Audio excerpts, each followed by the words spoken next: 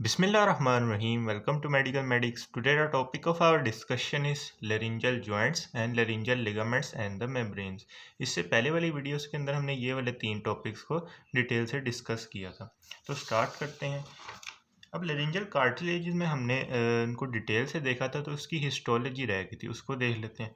तो इसकी जब हम हिस्टोलॉजी की बात करते हैं तो हम इसको दो कैटेगरीज के अंदर डिवाइड करते हैं। एक होते हैं इलास्टिक कार्टिलेजेस और एक होते हैं हायालाइन कार्टिलेजेस।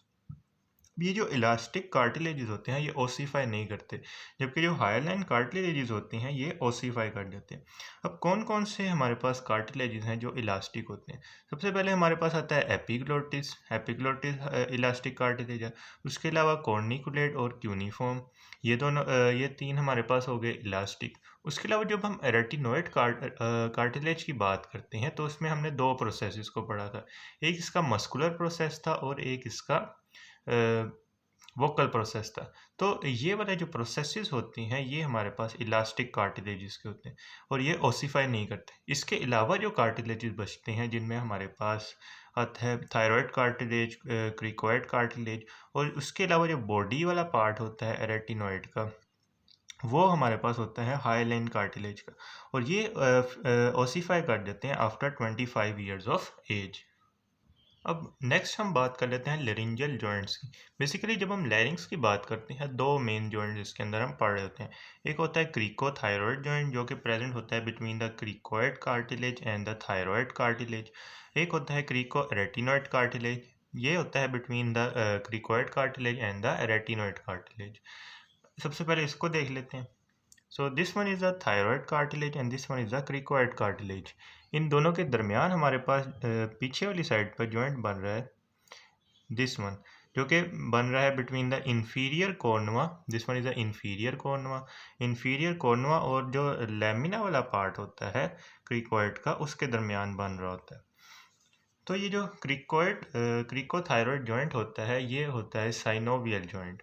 इसमें साइनोवियल फ्लूइड भी होता है और ये बन रहा होता है between the inferior cornu of the thyroid cartilage and the side of the cricoid. Side of cricoid कह लें यहाँ पर, जहाँ पे हमारे पास लेमिना और आर्च ऑफ क्रिकोइड का मीटिंग पॉइंट होता है, उस पॉइंट पे हमारे पास ये वाला जॉइंट बन रहा होता है।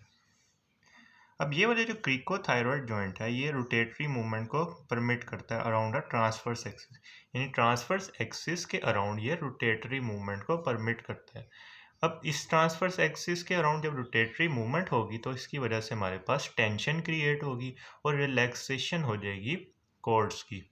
अब जो हमने कहा कि यहाँ पे हमारे पास ट्रांसवर्स एक्सिस के अराउंड टेंशन और रिलैक्सेशन होती है वोकल कॉर्ड्स की, उस पॉइंट को समझ लेते हैं। तो यहाँ पे हमारे पास जॉइंट बन रहा था। अब इस जॉइंट के अराउंड हमारे पास ये वाला मसल प्रेजेंट है। इस मसल को हम बोलते हैं क्रिकोथायरॉयड का मसल। इसका एक स्ट्रेट पार्ट होता है और इसका ओब्लीक पार्ट होता है। जब ये वाला मसल कॉन्ट्रैक्ट करेगा तो इसकी वजह से हमारे पास वोकल फोल्ड्स के अंदर पीछे की तरफ हमारे पास वोकल फोल्ड्स प्रेजेंट है, तो इनके अंदर हमारे पास टेंशन और रिलैक्सेशन क्रिएट होगी और इसी मसल की कॉन्ट्रैक्शन से ही हमारे पास ट्रांसवर्स एक्सिस के अराउंड रोटेटरी मूवमेंट हो रही होंगी। उसके अलावा हमारे पास यहाँ पे कुछ स्लाइडिंग मूवमेंट्स भी हो रही होती हैं जो कि तमाम डायरेक्शंस के अंदर हो रही होती हैं ड्यूरिंग द नेक मूवमेंट। उसके बाद हमारे पास आता है क्रिको रेटिनॉइड का joint.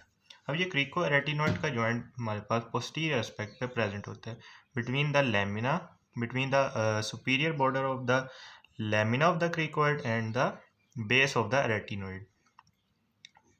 Base of the retinoid हमारे पास कनकेव इन शेप होती है जो कि लेमिना के कुछ इस तरह से ऊपर की साइड पर प्रेजेंट होती है।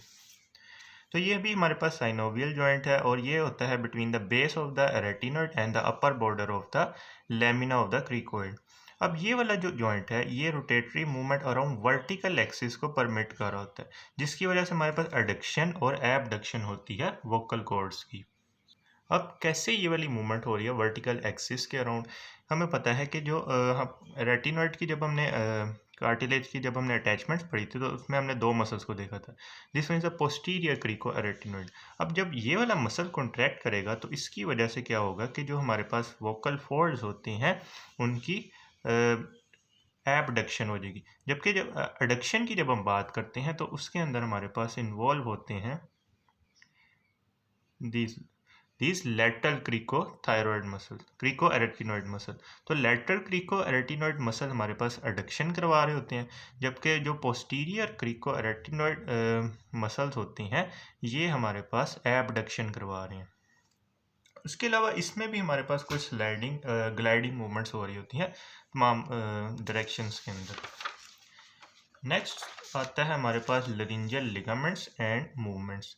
अब ये जो लरिंजियल लिगामेंट्स होते हैं ये एक्सट्रिंसिक भी होते हैं और इंट्रिंसिक भी होते हैं। एक्सट्रिंसिक का क्या मतलब है कि ये किसी बाहर वाले यानी लैरिंग्स के अलावा किसी स्ट्रक्चर के साथ प्रेजेंट होते हैं, जबकि जो इंट्रिंसिक होते हैं वो लैरिंग्स के ही कार्टिलेजिस के दरमियान हो सकती हैं। सबसे पहले हमें लिगामेंट और फोल्ड का डिफरेंस पता होना चाहिए।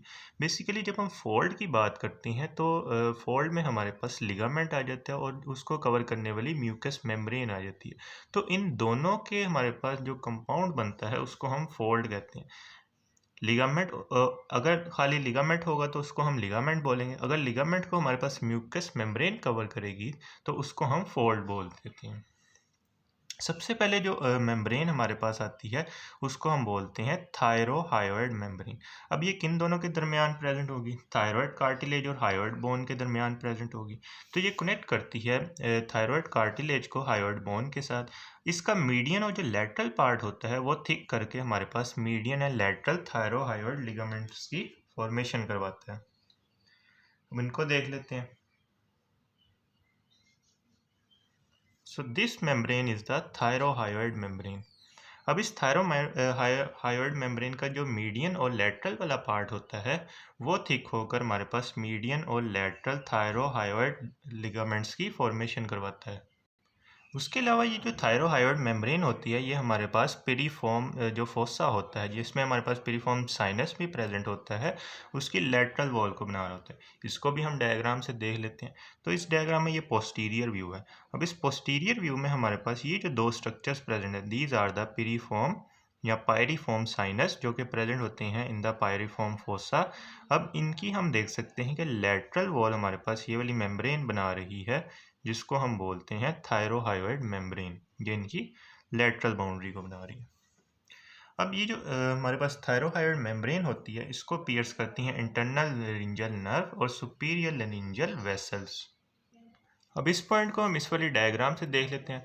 अब इसमें ये वाली जो मेम्ब्रेन प्रेजेंट है, this membrane is the thyrohyoid membrane जो कि प्रेजेंट है between the hyoid bone and the thyroid cartilage. अब इसमें हम देख सकते हैं कि इसको एक नर्व और एक आर्टरी पियर्स कर रही है। So this artery is the superior laryngeal artery, क्योंकि लैरिंग्स के ऊपर वाली साइड पर प्रेजेंट है तो इसको हम कहेंगे सुपीरियर लेरिंजियल आर्टरी। उसके अलावा हमारे पास जो नर्व जा रही है, this nerve is the internal laryngeal nerve.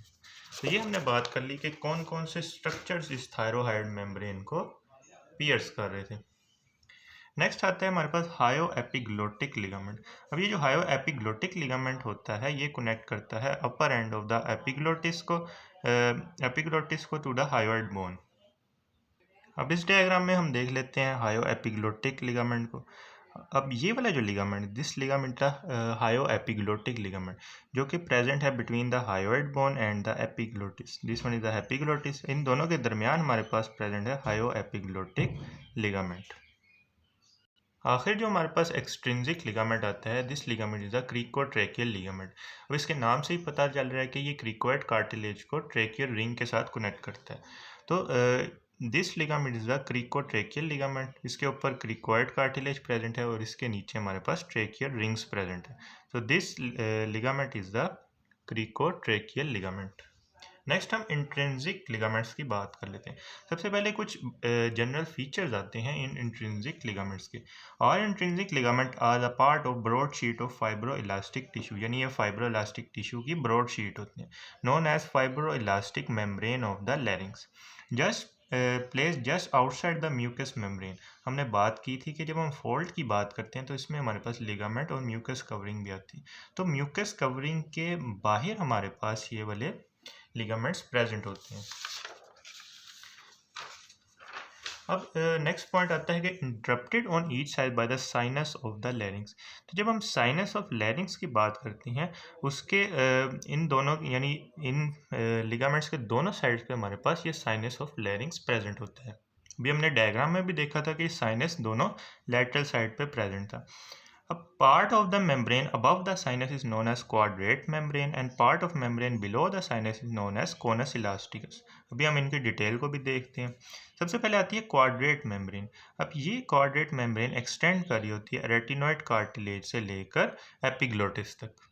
अभी जो क्वाड्रेट मेम्ब्रेन है ये हमारे पास यहाँ पे प्रेजेंट है। ये हम साइड से देख रहे हैं जिसमें हमारे पास ये एंटीरियर साइड है और ये पोस्टीरियर साइड। अब ये हमारे पास जो क्वाड्रेट मेम्ब्रेन है ये प्रेजेंट है between the retinoid, this one is the retinoid cartilage and the epiglottis, इन दोनों के दरमियान ये प्रेजेंट है। अब इस डायग्राम में हम देख सकते हैं कि इसका ये जो लोअर पार्ट है, दिस वन, ये जो आर्च बना रहा है इसको हम बोलते हैं वेस्टिबुलर फोल्ड। अब ये जो वेस्टिबुलर फोल्ड है इसको हम फॉल्स वोकल कॉर्ड्स भी बोलते हैं। ट्रू वोकल्स जो कॉर्ड्स होते हैं वो हम वोकल फोल्ड्स को बोलते हैं, जबकि जो फॉल्स वोकल कॉर्ड्स होते हैं उनको वो हम वेस्टिबुलर फोल्ड्स को बोलते हैं। तो ये इसके लोअर पार्ट की बात होगी। इसके अपर पार्ट की बात करें तो ये हमारे पास एरी एपिग्लोटिक फोल्ड की फॉर्मेशन करवाते हैं। This one is the aryepiglottic fold, जबकि लोअर पार्ट की हमने बात की कि वो बनाते हैं वेस्टिबुलर फोल्ड।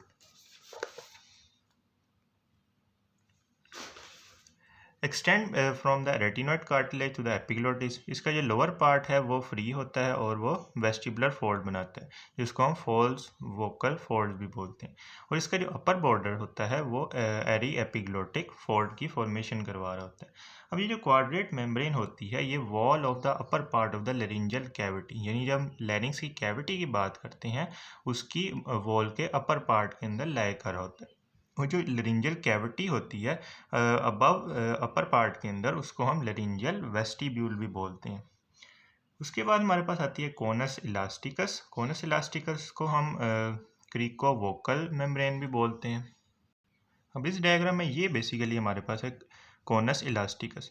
अब ये जो कोनस इलास्टिकस होता है ये प्रेजेंट होता है आर्च, ये अटैच होता है बेसिकली जो आर्च हमारे पास होती है क्रिकोइड कार्टिलेज की, वहाँ से ये अटैच होता है। और इसका जो एंटीरियर पार्ट होता है वो थिक होकर हमारे पास एक लिगामेंट की फॉर्मेशन करवाता है, जिसको हम बोलते हैं cricothyroid ligament between the cricoid cartilage and the thyroid cartilage. तो इसका एंटीरियर पार्ट हमारे पास क्रिकोथायरॉयड लिगामेंट बनाते हैं।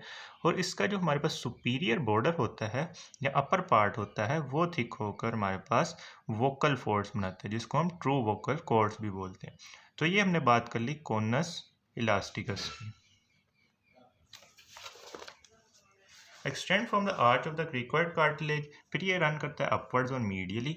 इसका इंटीरियर पार्ट थिक होकर बनाता है हमारे पास क्रिकोथायरॉयड लिगामेंट।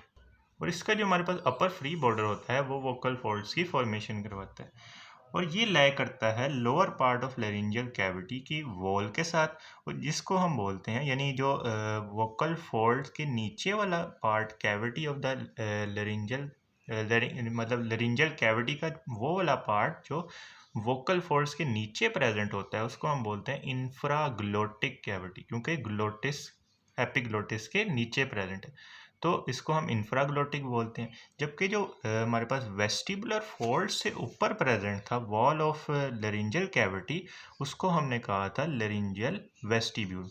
लेरिंजियल वेस्टिब्यूल ऊपर वाला पार्ट और जो हमारे पास इंफ्राग्लोटिक कैविटी है वो नीचे वाला पार्ट। अब इन मेम्ब्रेन्स को हम 3D डायग्राम से देख लेते हैं। अब इस 3D डायग्राम में हमने थायराइड कार्टिलेज को हाइड किया।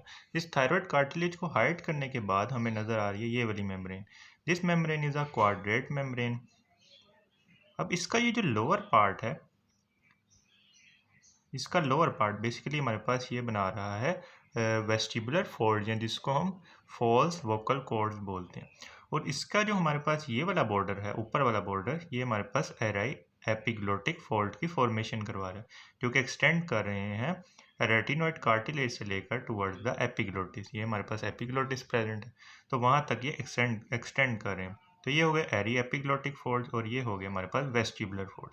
जबकि जो नीचे हमारे पास मेम्ब्रेन थी जिसको हमने कहा कोनस इलास्टिकस, उसका अपर पार्ट हमारे पास बना रहा था वोकल फोल्ड्स, या जिसको हम ट्रू वोकल कॉर्ड्स बोलते हैं। जबकि उसका जो एंटीरियर वाला पार्ट था वो हमारे पास क्रिकोथायरॉयड लिगामेंट की फॉर्मेशन करवा रहा था।